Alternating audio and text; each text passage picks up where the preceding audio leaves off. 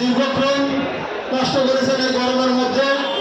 এই গরমের মধ্যে কষ্ট করে প্রোগ্রাম সাফল্যমণ্ডিত করায় আমি বড়াইগ্রাম উপজেলা স্বেচ্ছাসেবক দলের পক্ষ থেকে আপনাদের আন্তরিক ধন্যবাদ জানাচ্ছি এবং কৃতজ্ঞতা জানাই।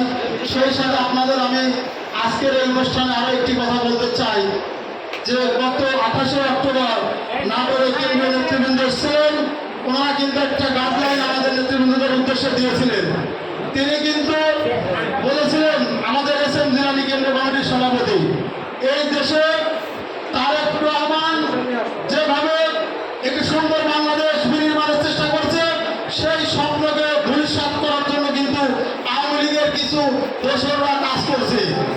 সেই দোসরদের অন্যতম তালিকায় আছে কিন্তু আমাদেরই যারা সঙ্গী ছিল একটি সময়, সেই জামাত ইসলামী কিন্তু অন্যরকম দোসর হিসাবে কাজ করছে।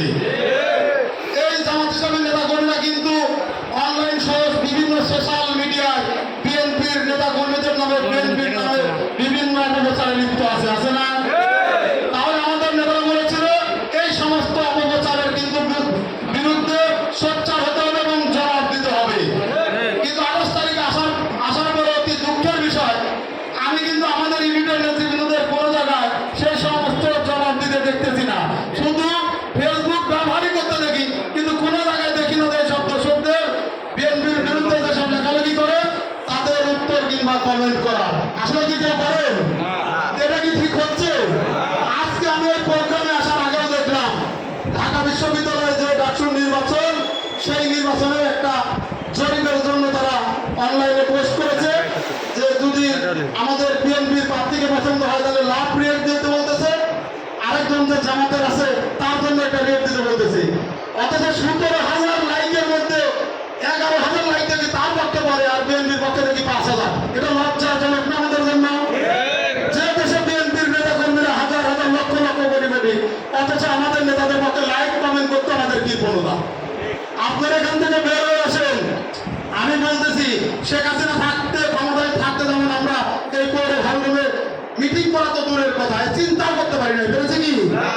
তাহলে বাংলাদেশে যদি বিএনপি আগামীতে ক্ষমতায় না যায়, এদের গাঁও ভাসিয়ে চলে ফ্যানের তলে এসে পৌরসভার হলরুমে মিটিং করতেছে, মিটিং তো দূরের কথা, আমরাও আসতে পারবেন না। এই জামাত ইসলামী যদি রাষ্ট্র ক্ষমতা নিতে পারে, দেখা যাবে যে আওয়ামী লীগের সাথে বেশি অত্যাচারিত করবে আমাদের নেতা কর্মী। তাই আমি আপনাদের প্রতি আহ্বান জানাবো, এই সমস্ত ষড়যন্ত্রকারীদের ষড়যন্ত্র রুখে দিয়ে বিএনপির ভারপ্রাপ্ত চেয়ারম্যান তারেক রহমানের প্রচারণায় আমরা অংশগ্রহণ করবো। বিএনপির পক্ষে লেখালেখি করবো, ধানের শীষের পক্ষে লেখালেখি করবো, 31তমের পক্ষে লেখালেখি করবো।